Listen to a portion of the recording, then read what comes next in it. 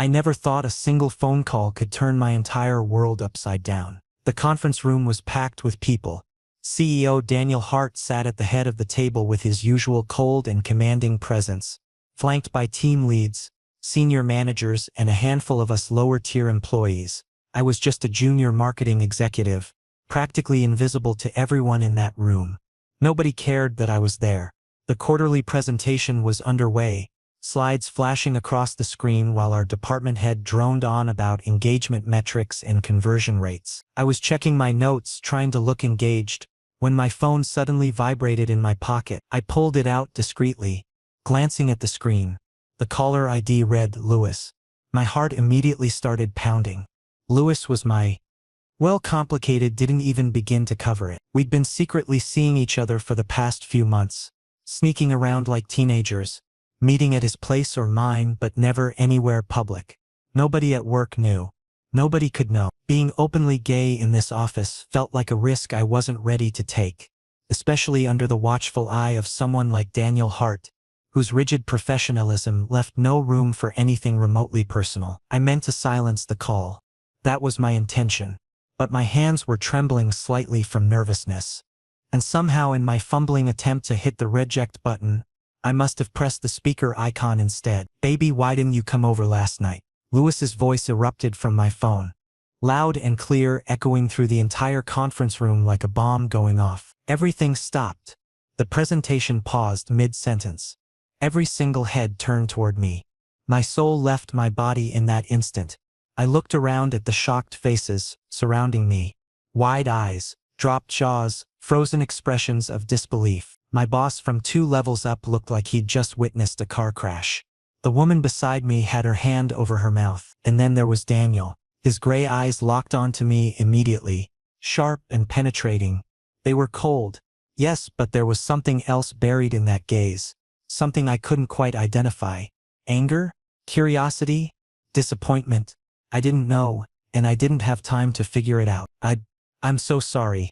I stammered, frantically jabbing at my phone to end the call. My hands were shaking so badly I almost dropped it. It was an accident. The speaker button. "Meeting dismissed," Daniel said, his voice flat but carrying an unmistakable edge of danger. The room erupted into motion. People gathered their things and started filing out, but not before shooting me glances. Some pitying, some judgmental, some just curious. Whispers started immediately. Voices hushed but not hushed enough. I caught fragments as people passed by my seat. "Did that just happen? Oh my God, did you hear what? Who's Lewis?" I remained frozen in my chair, unable to move, unable to think. My entire body felt numb. Daniel stood up, smoothed down his perfectly tailored suit jacket, and walked toward the door without so much as a glance in my direction. But I noticed his jaw was clenched tight and the muscles in his neck were tense. Whatever he was feeling, he was barely containing it. The room eventually emptied, leaving me alone with the remnants of my shattered dignity. I finally forced myself to stand and walk back to my tiny cubicle on the 5th floor. When I checked my phone, there were 14 FIP calls from Lewis. I powered it off completely and shoved it into my desk drawer. My heart felt like it was breaking into 1,000 pieces.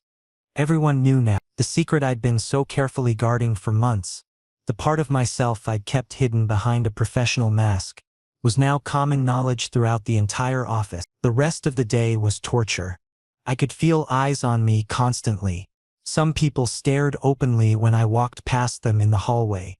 Others would quickly look away when I made eye contact, only to resume their whispered conversations the moment I was out of earshot. Every laugh I heard felt like it was directed at me.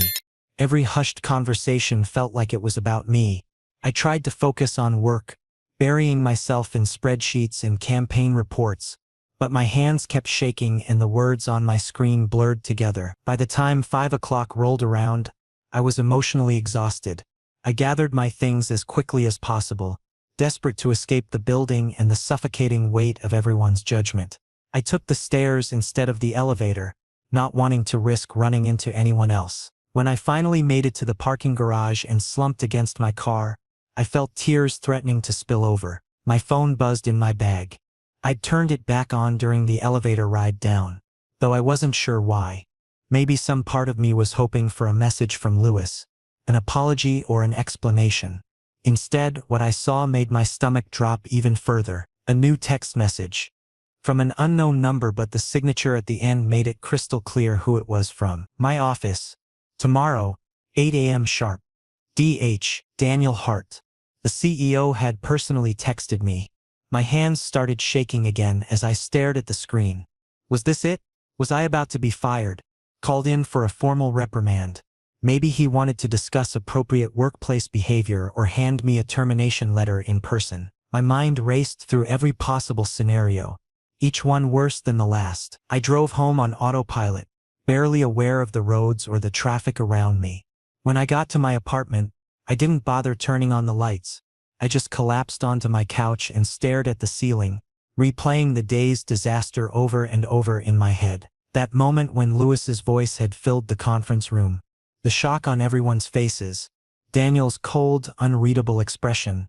The whispers that had followed me like shadows for the rest of the day. Sleep was impossible that night. I lay in bed tossing and turning, checking my phone every few minutes as if the message might somehow change or disappear. But it was always there, glowing in the darkness. My office. Tomorrow, 8 a.m. sharp. Around 3 in the morning, I gave up on sleep entirely and made coffee, sitting at my kitchen table and trying to prepare myself for whatever was coming. Termination? A warning? A lecture about professionalism and keeping my personal life separate from work? Or maybe something even worse? Public humiliation? Being made an example of for the entire company? As dawn finally broke through my window, I realized I had no idea what Daniel Hart wanted from me. All I knew was that in a few short hours, I'd be standing in his office, facing the consequences of the worst moment of my professional life, and there was absolutely nothing I could do to prepare for it. At exactly 8 o'clock in the morning, I stood outside Daniel Hart's office, my heart hammering against my ribcage so hard I thought it might break through. I'd barely slept 2 hours the previous night, spending most of it alternating between panic attacks and futile attempts to rehearse what I might say. Every possible scenario had played through my mind on an endless loop. Getting fired, getting demoted, getting transferred to some basement office where I'd never see daylight again. I raised my fist to knock, hesitated, then forced myself to do it. 3 sharp raps against the heavy wooden door. "Come in." His voice was calm, controlled, absolutely terrifying in its neutrality. I pushed the door open and stepped inside. Daniel's office was exactly what you'd expect from a CEO. Spacious, impeccably organized, with floor-to-ceiling windows offering a panoramic view of the city skyline. He sat behind an enormous mahogany desk, wearing a charcoal suit that looked like it cost more than my monthly rent. His dark hair was slicked back perfectly, not a strand out of place, and his expression carried that signature coldness that made even senior executives nervous. But there was something different about his eyes today. They held an intensity I hadn't seen before. A focus that made me feel like I was under a microscope. "Sit down, Elmer." The use of my first name sent electricity down my spine. In all the months I'd worked here, I'd assumed I was just another faceless employee to him. Someone whose name might appear on reports, but who held no individual significance. Hearing him say it proved I'd been wrong. I sat in the leather chair across from his desk, clasping my hands tightly in my lap to keep them from shaking. The silence stretched between us, heavy and oppressive. Daniel didn't look up immediately. Instead, he made a show of reviewing some files on his desk, his fingers drumming slowly against the polished wood surface. It felt deliberate, like he was making me wait on purpose, letting the tension build. Finally, he closed the folder and fixed me with that penetrating stare. "I want you to explain what happened yesterday," he said, leaning back in his chair. "And I want the truth. All of it." My throat felt dry. "Sir? That was..." "He's a friend." The speaker button activated by accident. "I didn't..." "A friend," Daniel interrupted, one eyebrow arching skeptically. "Friends don't typically use terms of endearment like that, Elmer. Let's not insult each other's intelligence." Heat flooded my face. I looked down at my hands, unable to maintain eye contact. What could I possibly say? Lying would only make things worse. But telling the truth felt like stepping off a cliff. "Are you familiar with our company's policies regarding workplace conduct?" Daniel continued, his tone measured but firm. "Personal relationships that could create conflicts of interest or affect professional performance must be disclosed to human resources. It's standard protocol. I'm aware of that, sir. I managed to say, my voice barely above a whisper. But you didn't think it would matter because you were hiding it. Daniel finished for me. His gaze didn't waver. You were afraid. Afraid of how people would react. Afraid of judgment. Afraid that being yourself would somehow make you vulnerable in this environment. Each word hit like a physical blow because they were absolutely true. I'd spent months terrified of this exact scenario, building walls around myself, keeping everyone at arm's length, and now those walls had crumbled in the most spectacular fashion possible. Daniel stood up from his chair and walked around the desk. He stopped directly in front of me, close enough that I could smell his cologne, something expensive with notes of cedar and citrus. The proximity made my pulse race even faster. Elmer, look at me. I forced myself to raise my eyes and meet his gaze. Up close I could see details I'd never noticed before. Flecks of silver in his gray irises, a small scar near his left temple, the precise line of his jaw. I'm not going to fire you, he said quietly. The relief that washed over me was so intense, I almost started crying right there. But he wasn't finished. However, you need to make a choice. You can continue trying to compartmentalize your life, keeping everything separate and hoping nobody notices the cracks. Or you can accept yourself fully and stop hiding. But you can't do both. That middle ground you've been living in, it doesn't exist. Yesterday proved that. I didn't know what to say. Part of me wanted to argue, to defend my choices, but deep down I knew he was right. The rumors have already started circulating. Daniel continued, his tone gentler now. By lunchtime yesterday, half the building had heard about the incident. By this morning probably everyone knows. You can either face that reality with your head held high, or you can let it destroy you. Those are your options. He placed a hand on my shoulder, brief, professional but somehow grounding. The gesture surprised me more than anything else that had happened in this conversation. You're talented, Elmer. Your campaign ideas show real creativity and insights. You understand audience psychology better than people twice your age, with twice your experience. The only thing holding you back is your lack of confidence in us. He removed his hand and stepped back, returning to his position behind the desk. I've reviewed your performance records. You consistently exceed expectations when you're allowed to contribute. That presentation you helped develop last quarter, the one for the athletic wear client, that was 90% your work. Even though your supervisor took credit for it. I stared at him in shock. How did you? I pay attention, Daniel said simply. More than you apparently realized. Now I'm giving you an opportunity. There's a new project starting next week. A major campaign for a potential client worth millions. I want you on the team. Not as an assistant or a note taker. As a full contributor. Sir, I don't know if I'm ready for. That's your fear talking, he interrupted. And I'm telling you to ignore it. You're ready. The question is whether you're willing to step up. I took a deep breath, trying to process everything he'd just said. Daniel Hart, the CEO everyone feared and respected in equal measure, was not only not firing me but actively offering me a chance to advance my career. It didn't make sense. Why are you doing this? I asked before I could stop myself. Why are you helping me? For just a moment something flickered in his expression, something almost vulnerable. Then it was gone, replaced by his usual professional mask. Because I believe in recognizing potential when I see it, he said.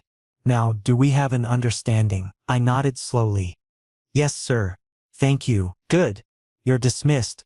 I'll send you the project details by end of day. I stood up to leave, my legs unsteady beneath me. As I reached the door, Daniel spoke again. Elmer? One more thing. I turned back to face him. Don't let anyone make you feel ashamed of who you are. Not here, not anywhere. The words settled over me like a warm blanket. I managed a small smile. I'll try, sir. As I left his office and walked back through the corridors toward my cubicle, I realized something had fundamentally shifted. The fear was still there, the anxiety about what people thought, but underneath it was something new. A tiny spark of hope. Maybe Daniel was right. Maybe I could face this. Maybe I didn't have to hide anymore. 2 days passed in a strange blur of normalcy and undercurrent tension. People still whispered when I walked by, still shot me curious glances in the break room, but nobody confronted me directly.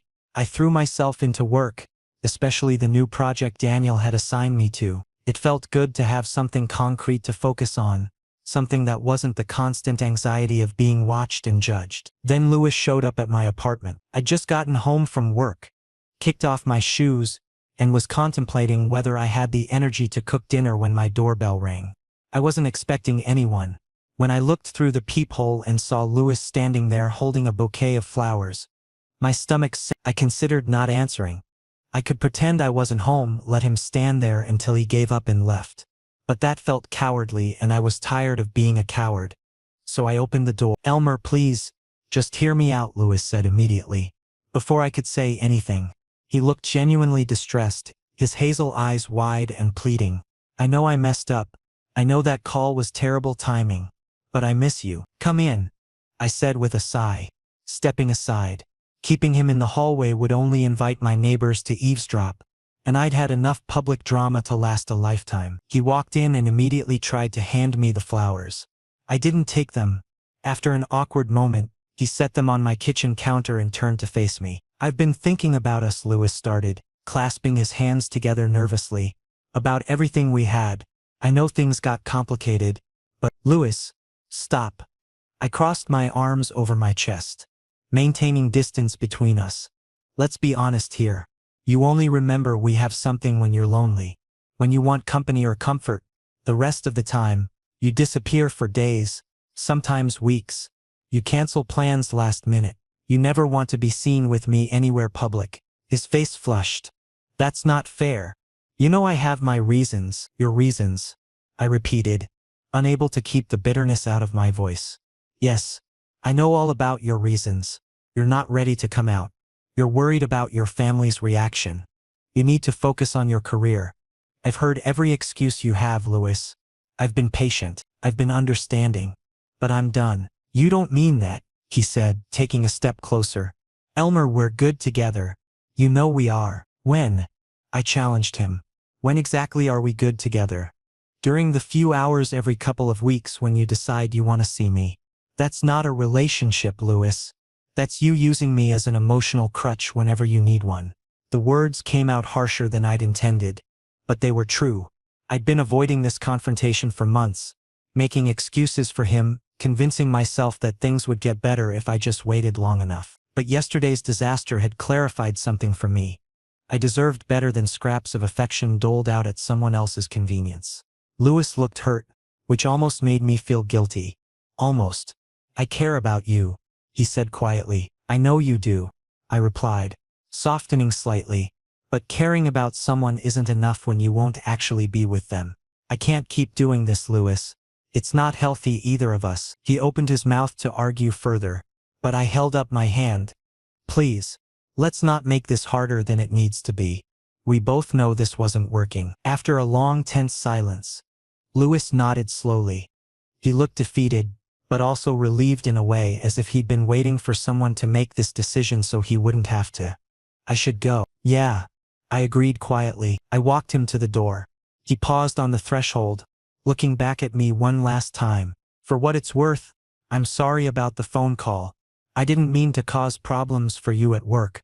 "I know." After he left, I closed the door and leaned against it, releasing a breath I didn't know I'd been holding.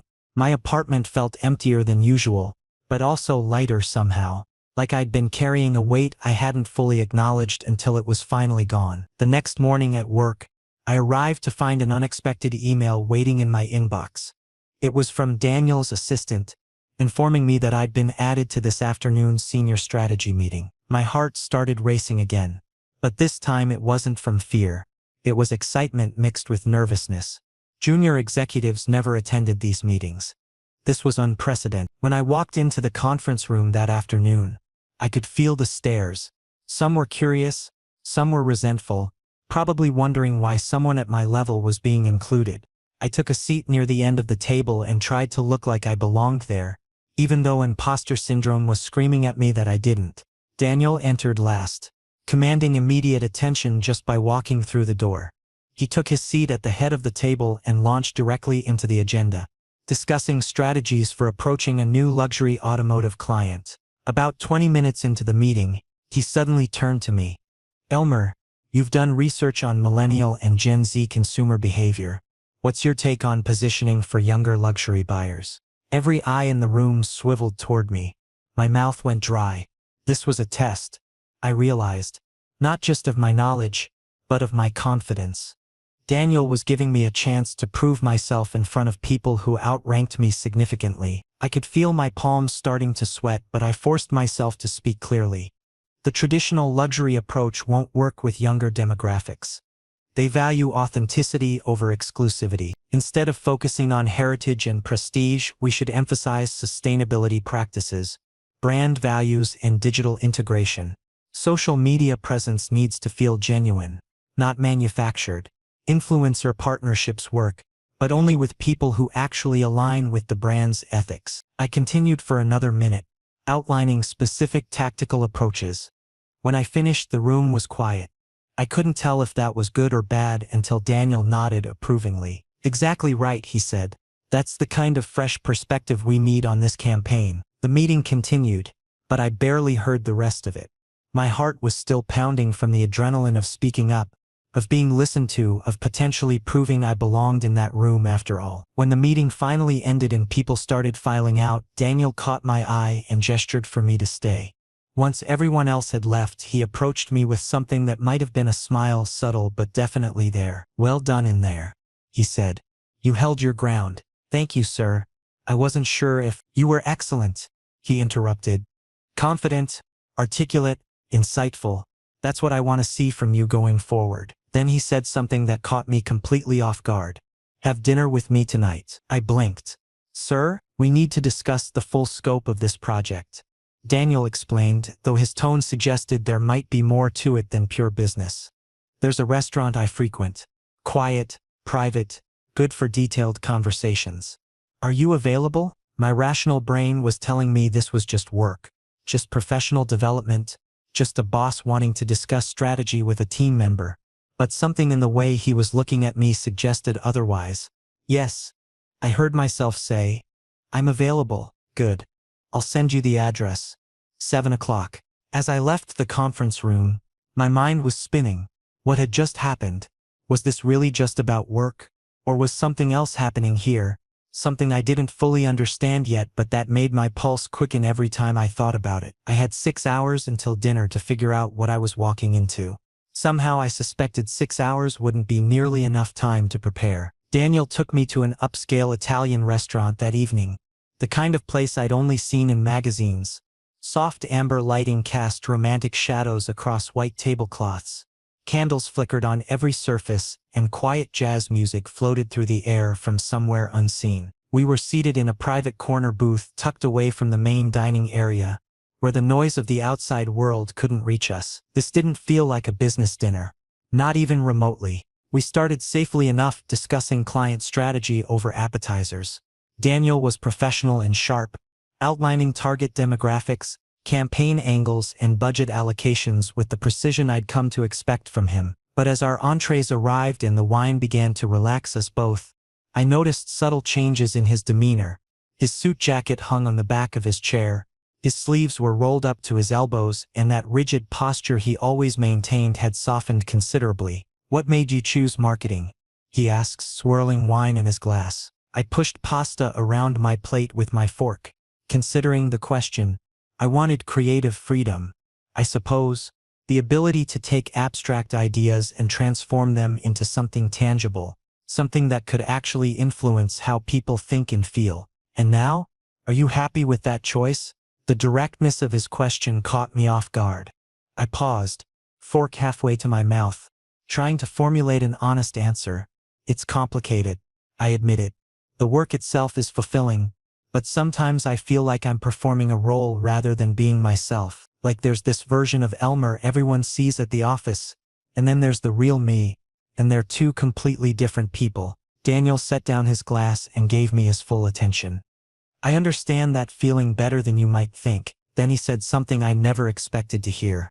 "There was someone during my university years," Daniel began, his eyes taking on a distant quality. "Another student in my business program. I was completely taken with him. The way he laughed, the way his mind worked, everything.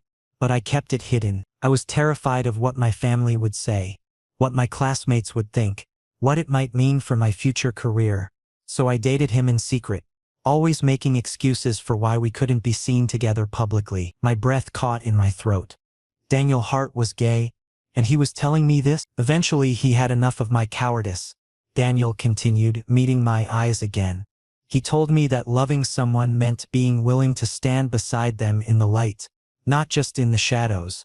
When I couldn't give him that, he walked away.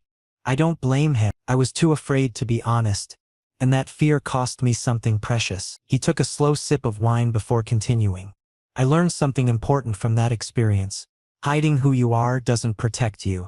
It slowly destroys you from the inside out. You convince yourself you're being practical, being safe, but really you're just becoming a ghost of who you could be. The vulnerability in his confession shook me to my core.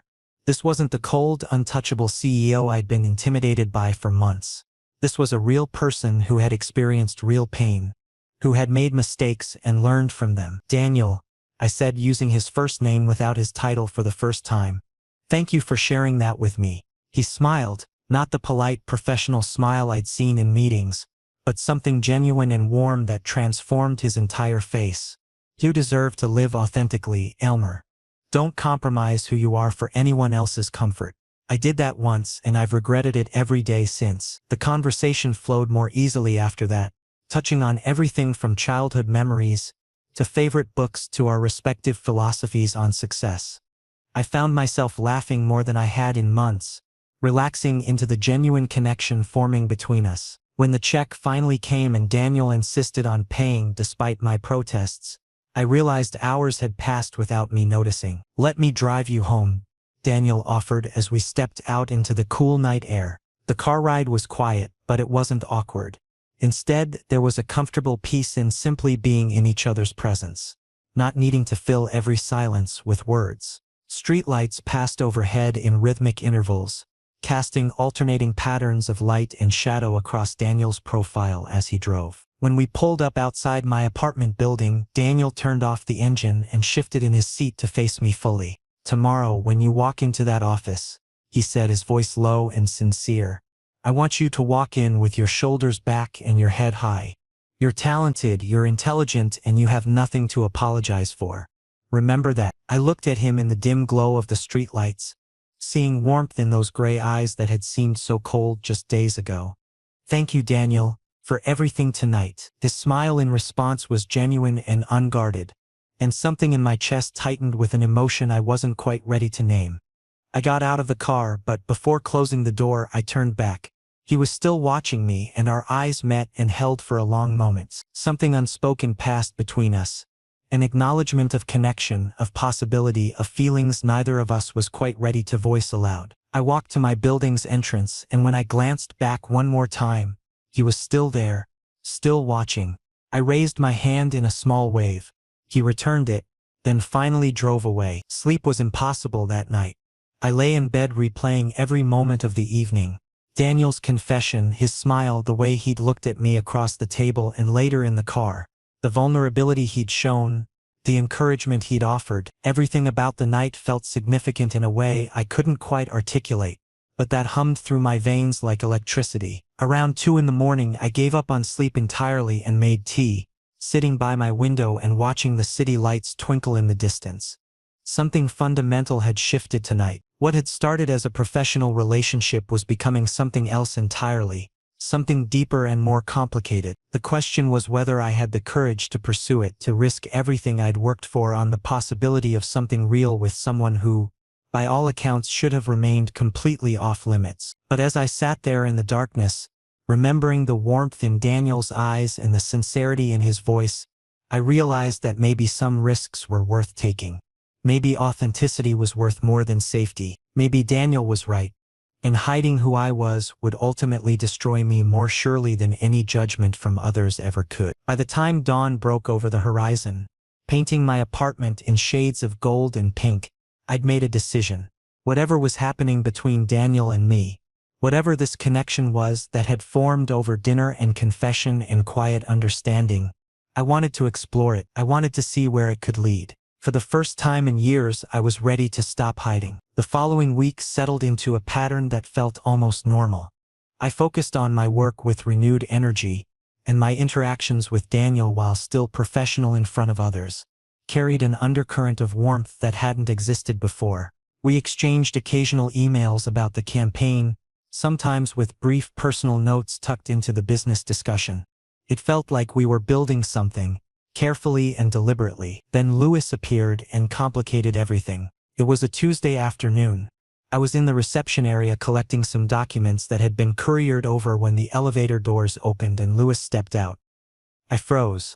We hadn't spoken since our final conversation at my apartment, and I'd assumed he'd accepted that we were done. "Elmer, please, just talk to me for a minute," he said, approaching with an expression that bordered on desperate. "There's nothing left to discuss." "Lewis," I replied, gathering my files and preparing to leave. I was clear about where we stand, but Lewis grabbed my wrist, preventing me from walking away. 2 minutes.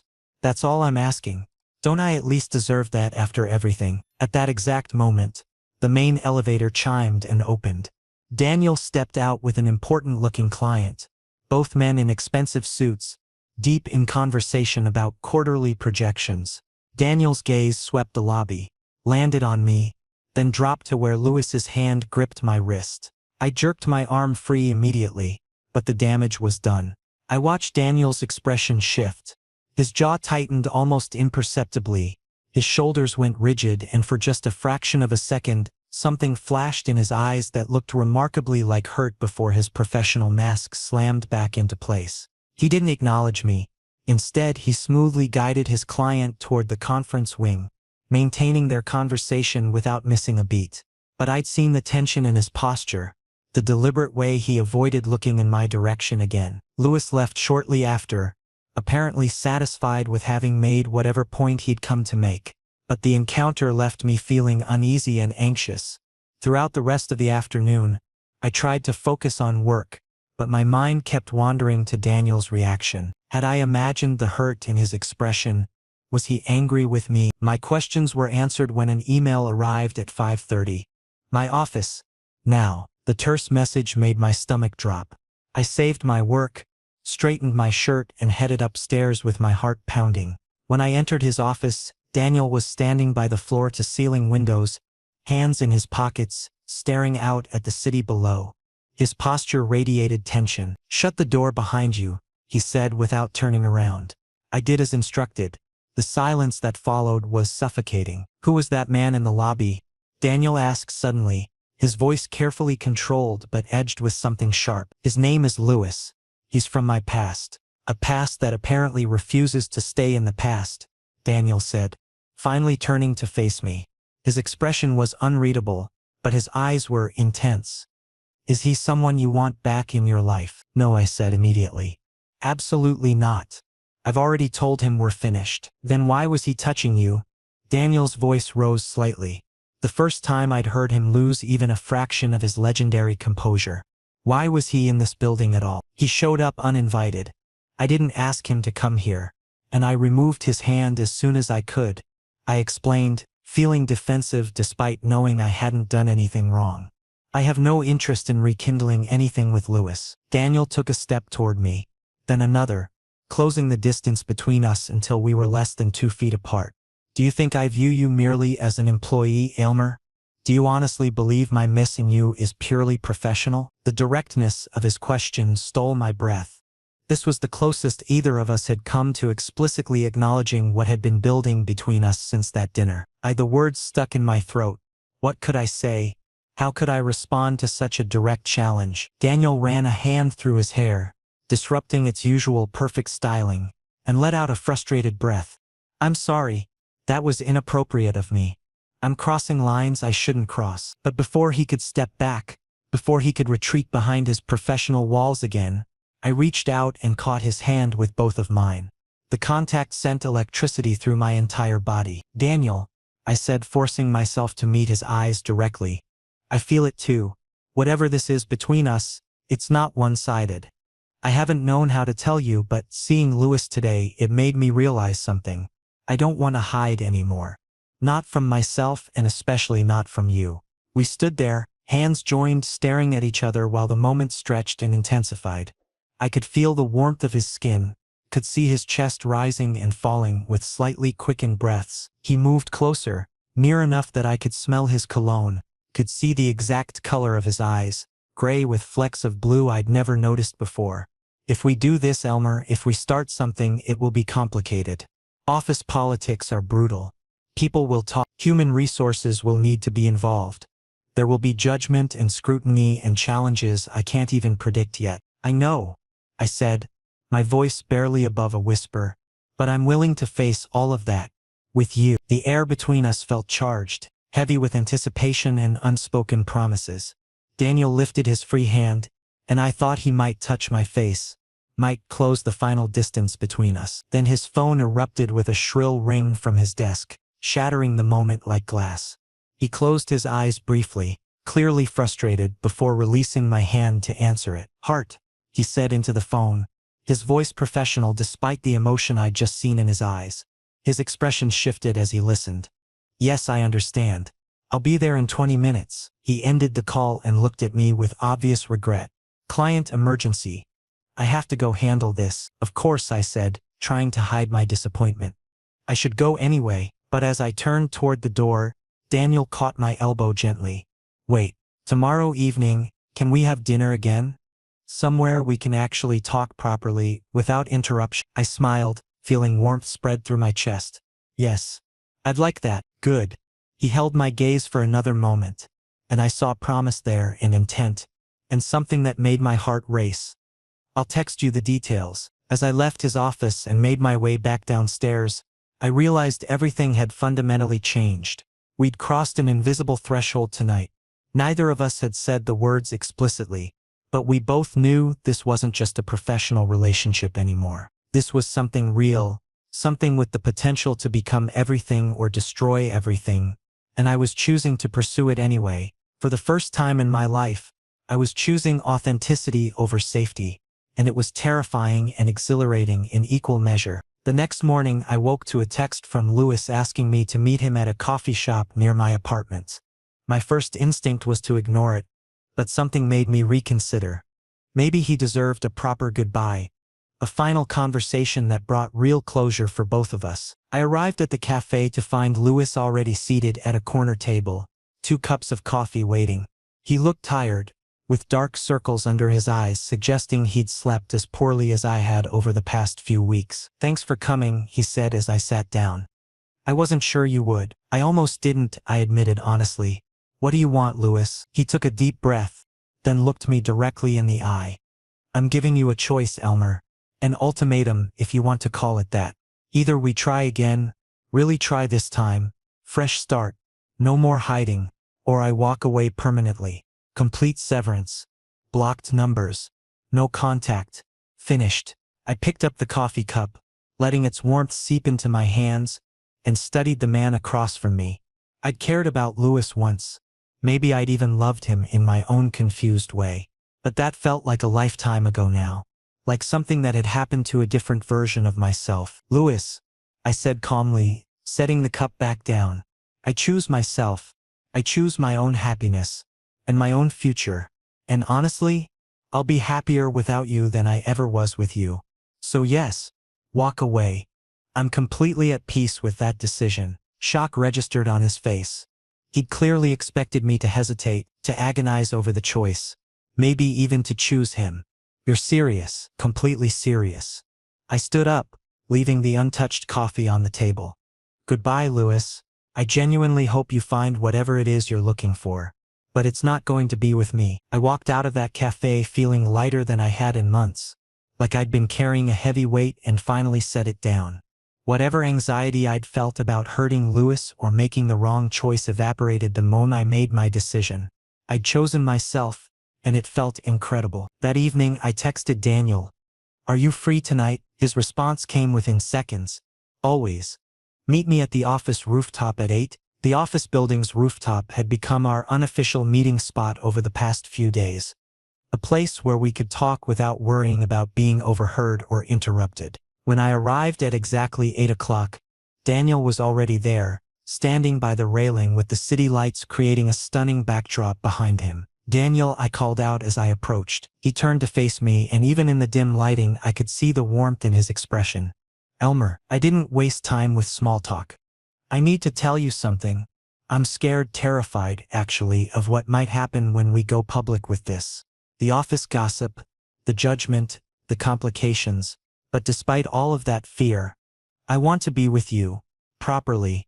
Openly. I want to stop hiding who I am and what I feel." Daniel studied me for several long moments. Then his face softened into a smile, the kind of genuine, unguarded expression I'd only seen a handful of times. "I'm going to make you a promise, Elmer. You'll never have to face any of this alone. Whatever comes, whatever challenges we encounter, I'll be right there beside you. Every single step." He reached out slowly, giving me time to pull away if I wanted to, and cupped my face with one hand. His thumb brushed gently across my cheekbone, and the tenderness of the gesture made my breath hitch. Then he kissed me. It started soft and questioning, like he was asking permission, waiting for me to confirm this was what I wanted. I answered by pressing closer, by threading my fingers through his hair, by kissing him back with all the emotion I'd been holding inside for weeks. The kiss deepened, becoming something urgent and passionate and absolutely perfect. The world fell away. The city noise below us, the cool night air, everything except the feeling of Daniel's lips on mine and his hands pulling me closer. When we finally broke apart, both of us were breathing hard, foreheads pressed together, smiling like idiots. "So what happens now?" I asked, my voice slightly unsteady. "Now," Daniel said, his thumb still tracing patterns on my jaw, "we do this right. We inform human resources according to company policy. We face whatever gossip or judgment comes our way with honesty and dignity. And we do it together, as partners." I nodded, feeling more certain than I'd felt about anything in years. "I'm ready for that." The following Monday morning, we walked into the office together. It wasn't accidental or subtle. Daniel deliberately waited for me in the parking garage, and we rode the elevator up side by side. When we crossed the lobby together, with dozens of employees starting their workday around us, Daniel placed his hand on my shoulder in a gesture that was unmistakably intimate. People noticed immediately. Conversations stopped mid-sentence. Heads turned. I heard fragments of whispered speculation. "Is that the CEO and Elmer? Are they seriously together?" I knew something was happening. My instinct was to shrink away from the attention, to create distance between us and pretend nothing was happening. But Daniel's hand tightened reassuringly on my shoulder, grounding me, reminding me that I wasn't alone. In the elevator, surrounded by curious coworkers trying not to stare too obviously, Daniel leaned close enough that only I could hear him whisper, "Are you okay?" I looked at him and felt something settle into place inside me, a sense of rightness, of belonging, of finally being exactly where I was supposed to be. "More than okay," I whispered back. "For the first time in my life I feel free." His answering smile was brilliant and proud, and I didn't care who saw it or what they thought about it. We'd have challenges ahead. HR meetings, policy discussions, probably some uncomfortable conversations with colleagues who had opinions about workplace relationships. There would be people who judged us, people who gossiped, people who disapproved. But standing there in that elevator with Daniel beside me, his hand warm and steady on my shoulder, I realized none of that mattered as much as I'd thought it would. Being authentic, being honest about who I was and what I wanted, that was worth more than any approval I might have gained by hiding. I'd spent so long being afraid, letting fear dictate my choices and limit my life. But not anymore. Now I was choosing courage. I was choosing honesty. I was choosing Daniel, and I was choosing myself. And that choice felt like coming home.